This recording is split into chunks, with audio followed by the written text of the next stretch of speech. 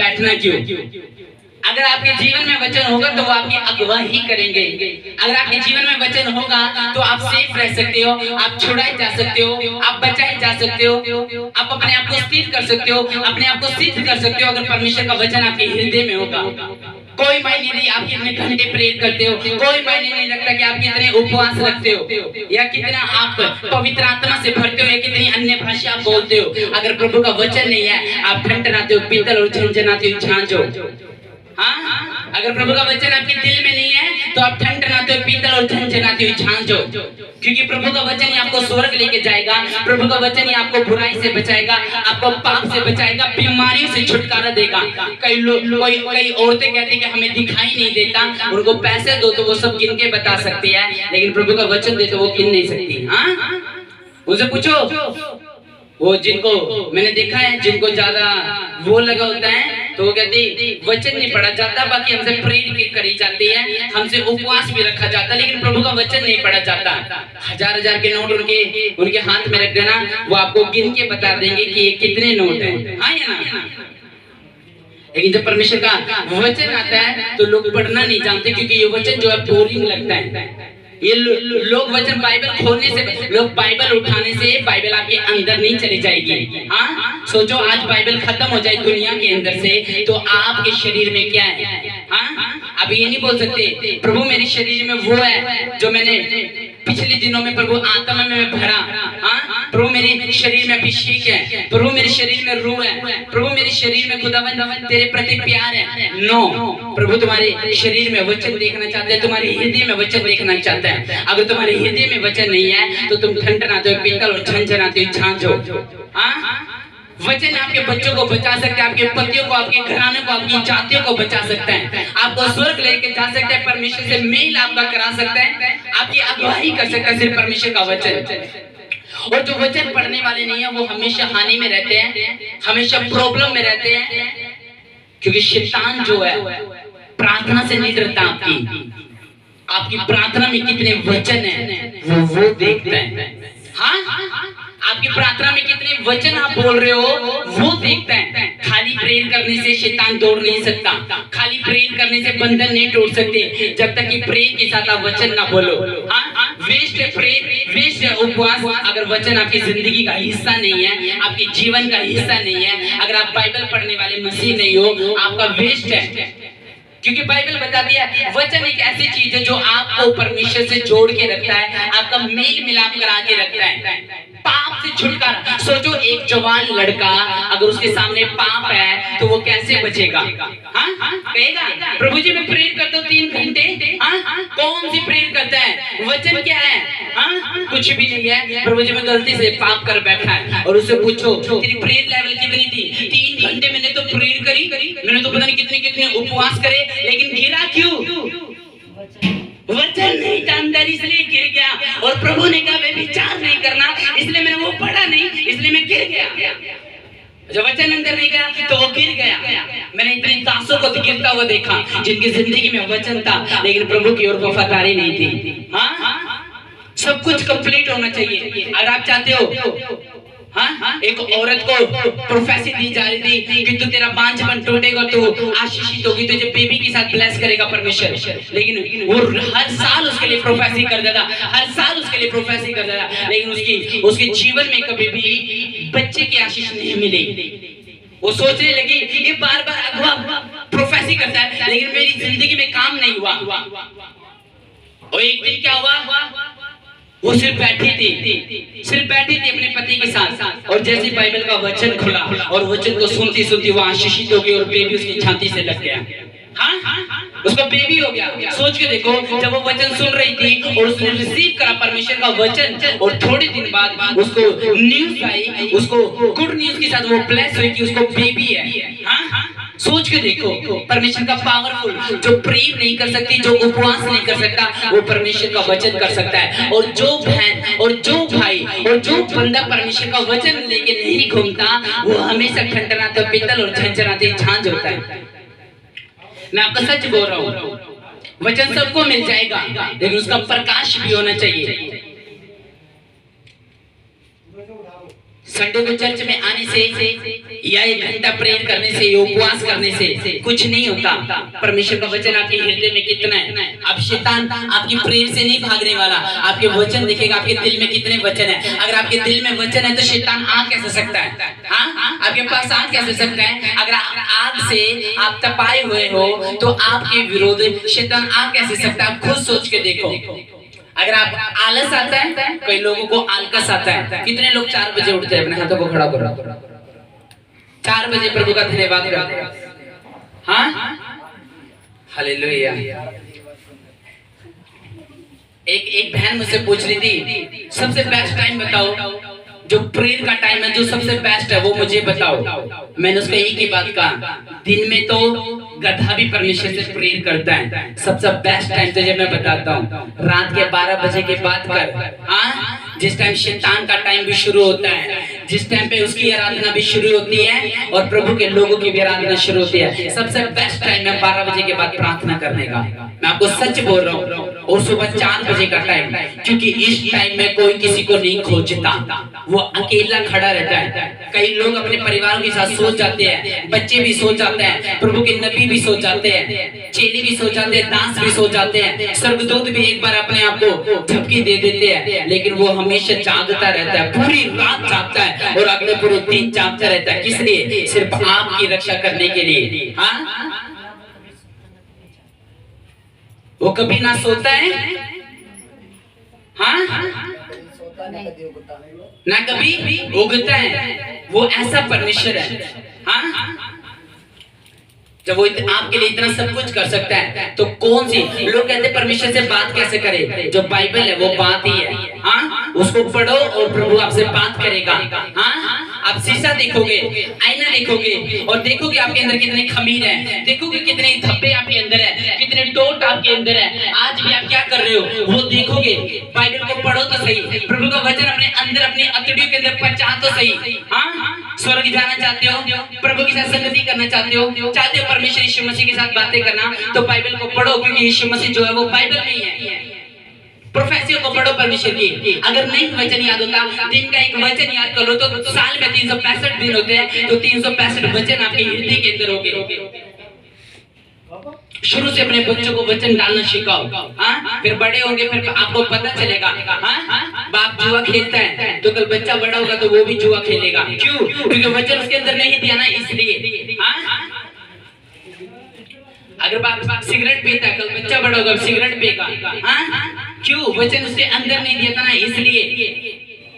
पेड़ किसके फल से पहचाने जाते हैं? तुम्हारे फल से पहचाने जाते हैं। पेड़ उसके फल से पहचाना जाता है।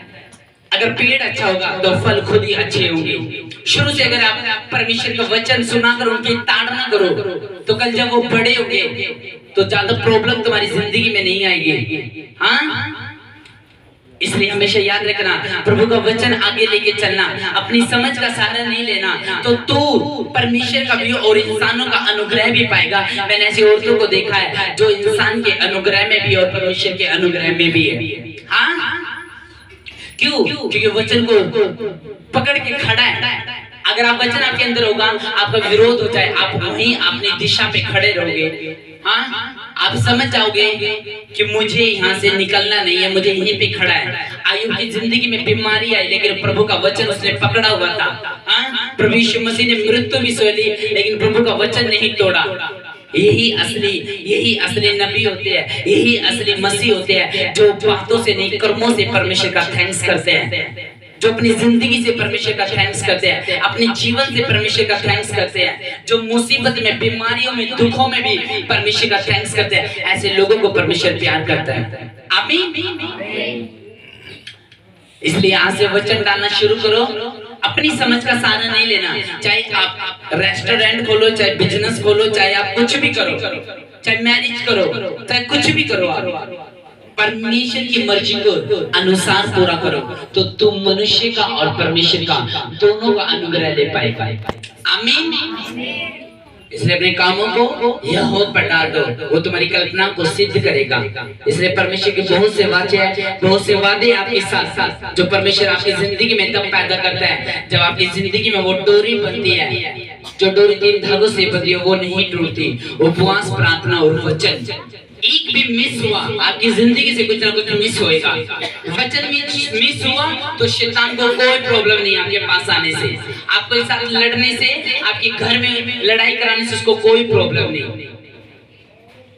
अगर आप प्रभु का वचन आपके हृदय में होगा, आप अपने बच्चों को विस्तृत कर सकते हो, अपने कामों को विस्तृत कर सकते हो, अपने पति को भी बचा सकते हो, अपने घराने का उद्धार करा सकते हो, अपने परिवार को बचा सकते हो अगर प्रभु का वचन आपके अंदर होगा। इसलिए वचन सुनने से, और सुनना मसीह के वचन से होता है, और विश्वास पैदा कब होगा? जब प्रभु का वचन आपके अंदर जाएगा। आज जाओ और बाइबल को खोलो और अपने अंदर 5 वचन पाना। मैं आपको सच बताता हूँ, हफ्ते के अंदर गुड न्यूज आएगी यीशु मसीह के नाम में।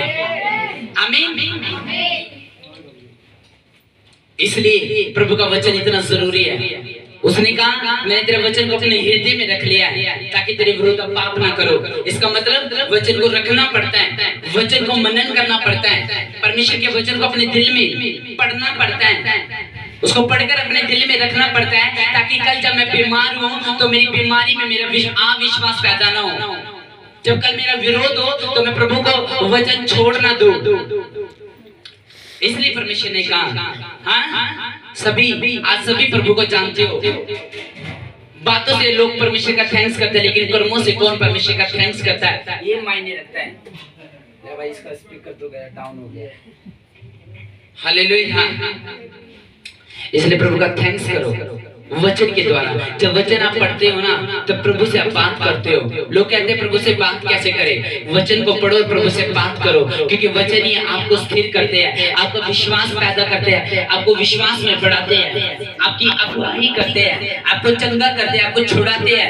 हाँ, वचन ही आपको शैतान से छुड़ाता है और आपको परीक्षाओं से निकालता है, आपका विश्वास बढ़ाता है, आपको बचाता है, आपके प्राणों की रक्षा करता है, आत्मा को परमेश्वर के साथ ट्यून में लेके जाता है, अभिषेक और रूह में बढ़ाता है, प्रभु का अनुग्रह मिलता है। जब प्रभु का वचन आपके अंदर पैदा होता है, आप अपनी आशीषों को देखते हैं, अपने छुटकारों को देखते हैं, अपने जश्न को देखते हो। जब प्रभु का वचन आपके अंदर है, जब वचन आपके अंदर होगा तो कोई पाप की ताकत आपके अंदर नहीं वास कर सकती, कोई अंधेरा आपके अंदर वास नहीं कर सकता, कोई बीमारी आपके अंदर वास नहीं कर सकती। जब प्रभु का वचन आपके अंदर होगा, और वचन की वजह से अगर आज आपके अंदर काली है, अगर आपके अंदर आज कपट है, ढाई झगड़े है, बीमारी है, तो प्रभु का आज वचन पढ़ना, हफ्ते के अंदर गुड न्यूज के साथ वापस आओगे यीशु मसीह के नाम में।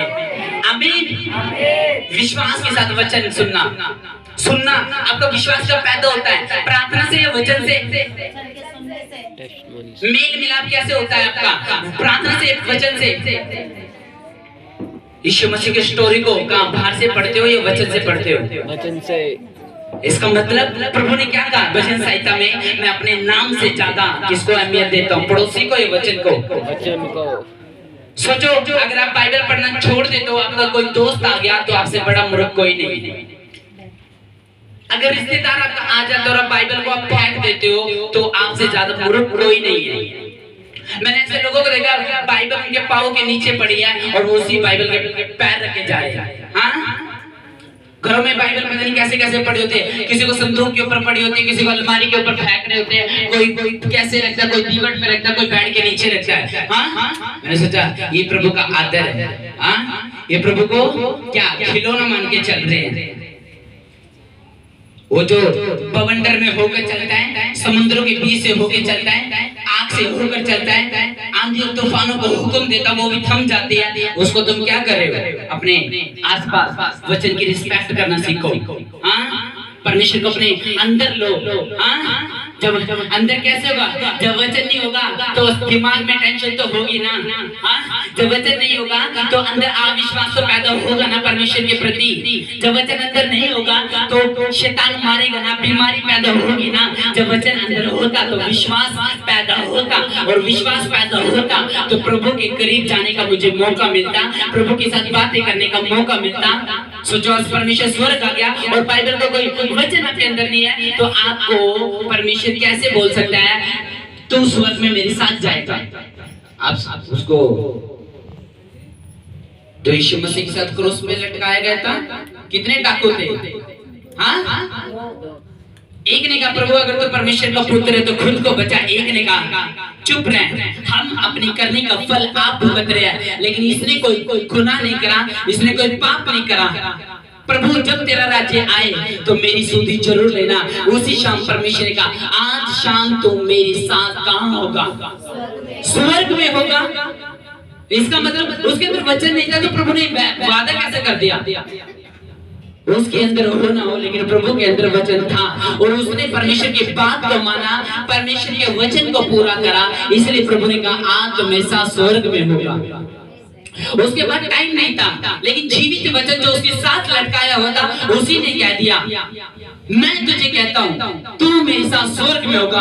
उसने कहा प्रभु मैं विश्वास करता हूँ कि तू जीवित वचन है। और प्रभु उसने अपने साथ वाले डाकू से कहा चुप रह, हम अपनी करने का फल भुगत रहे हैं। जो हमें ये सजा मिली है, जो हमारे शरीर पे कोड़े लगे हैं, हम अपनी करने का फल भुगत रहे हैं। हमने न जाने कितने विधवाओं के पैसे मारे, कितने बच्चों को अनाथ करा, कितनी चोरियां करी, कितने झूठ बोले, कितने लालच करे, हमने सब बुरे काम करे। लेकिन इस जीवित परमेश्वर के ऊपर मैं भरोसा करता हूँ यही मुझे स्वर्ग लेके जाएगा। प्रभु जब तेरा राज्य आए तो मुझे स्वर्ग में जरूर लेके जाना। प्रभु ने उसी टाइम का, कल नहीं का, सुबह नहीं का, दोपहर नहीं का, प्रभु ने उसी टाइम का आज शाम तो मेरी साथ स्वर्ग में होगा। और वो उसी रात स्वर्ग में था यीशु मसीह के नाम में। आमीन। ताकत रखता है परमेश्वर आपको स्वर्ग ले जाने की अगर आप अपना जीवन परमेश्वर को दे दो। सिर्फ जीवन। हाँ, एक तरफ झूठ भी बोल रहे हैं वो एक तरफ वचन भी पढ़ रहे हैं। इसलिए वचन को अपने हृदय में लेके चलो। जब भी आपका विश्वास बढ़ेगा वचन की वजह से बढ़ेगा। आपके बच्चे बचाए जाएंगे वचन के विश्वास के। आपके बच्चे अगर बचाए जाएंगे सिर्फ वचन की वजह से बचाए जाएंगे। क्योंकि बाइबल में लिखा धर्मी विश्वास के कारण जीवित रहेगा और धर्मी के विश्वास के कारण धर्मी की संतान पैदा होगी, वो आशीषित होगी और वो उनके ऊपर परमेश्वर के फल होंगे। वो परमेश्वर के साथ उनकी वाचाई होगी, प्रभु के वादे उनके साथ होंगे। अगर धर्मी अपने जीवन को मुझे दे दे, कल जब उसका वंश आएगा तो धरती के ऊपर आशीषित होगा। आमीन। आज आपका हिस्सा चाहे बेदारी में जाना हो, कल आपका वंश उसको लेगा यीशु मसीह के नाम में। मैं आपको सच बता रहा हूँ, आपका वंश उसको लेगा यीशु मसीह के नाम में। आपको जो आशीष नहीं मिली 2021 में 22 में आपके साथ होगी यीशु मसीह के नाम में। आमीन। इसलिए आज से वचन को सुनना तैयार करो और प्रभु से को प्रभु आज मैं अपने अंदर वचन डालूंगा। हाँ, आपको क्रोध क्यों आता है? वचन ना पढ़ने से। आपको जलन क्यों हासिल होती है? वचन ना पढ़ने से। गाली देने का मन क्यों करता है? वचन ना होने से। बुराई करने का मन क्यों करता है? वचन ना होने से। दूसरों को मारने का मन क्यों करता है? वचन ना होने से। अभिषेक ना होने से, प्रभु का रूह ना होने से। हाँ, पति के ऊपर कोट कुड़ाने का मन क्यों करता है? वचन ना होने से। हाँ, किसी को लड़ने का मूड क्यों करता है? वचन ना होने से। आप 24 घंटे बीमार क्यों रहते हैं? वचन ना पढ़ने से। वचन को हल्के लोगे तो वो हल्के काम करेगा। अगर वचन को ताकतवर की तरह लोगे तो वचन पूरी परिस्थितियां चेंज कर देगा यीशु मसीह के नाम में। आमीन। मैं आपको प्रोफेटिक वर्ड देता हूँ, एक हफ्ता सिर्फ बाइबल पढ़ना। आपके बच्चे जो सुधरते नहीं वो सुधरेंगे यीशु मसीह के नाम में। आमीन। प्यारा वचन को पढ़ने के लिए अपने हाथों को उठाओ जितने लोग प्रेयर और वचन को पढ़ने के लिए तैयार है। हाँ, हालेलुया। क्योंकि वचन एक ऐसी चीज है जो आपके दिमाग से वो निकालता है जो शैतान ने पैदा करा है। जो आपके दिलों से, आपके जीवन से वो निकालता है जो शैतान ने पैदा करा है। अगर शैतान ने श्राप बोले हैं, आप बाप दादाओं के अगर आपके श्राप चलते आ रहे हैं और आप उसको देख रहे हो, दुख देख रहे हो, बीमारियां देख रहे हो, तो प्रभु का हफ्ते वचन पढ़ो वो खत्म हो जाएंगे यीशु मसीह के नाम में। आमीन। तो प्रभु का वचन आज आपको सिद्ध करे, स्थिर करे, विश्वास बढ़ाए, आपकी घटी को दूर करे, कमी को दूर करे, आपको पाप से बचाए, अंधेरा आपके दिलों से निकाले और प्रभु आपको अपने करीब लेके जाए सिर्फ परमेश्वर अपने वचन के द्वारा। आमीन। मेरा विश्वास है, आप जानते हो जब वचन आपके अंदर होता है तो दूसरा जितना मर्जी आपका विरोध कर ले, आपको सता ले, आपके मुंह पे समाई रहेगी। क्यों? क्योंकि जब भी आप सताए जाएंगे समझ जाना आप पढ़ रहे हो परमेश्वर में और आप मजबूत हो परमेश्वर में। आपका पक्का विश्वास है परमेश्वर में। आप गिरोगे नहीं, आप उठोगे, आपको आंधी नहीं हिला सकती, आप बीमारी नहीं हिला सकती। प्रभु मुझे अपने करीब लेके जाएगा वचन के द्वारा और वचन आपकी जिंदगी का हिस्सा बने, ये मेरा विश्वास है। आमीन। खोल दो उसको। ढोल की चकली मैं माफ करना चाहता, आज ज्यादा बड़ा तो नहीं हो गया वचन? हाँ ज्यादा बड़ा तो नहीं हो गया?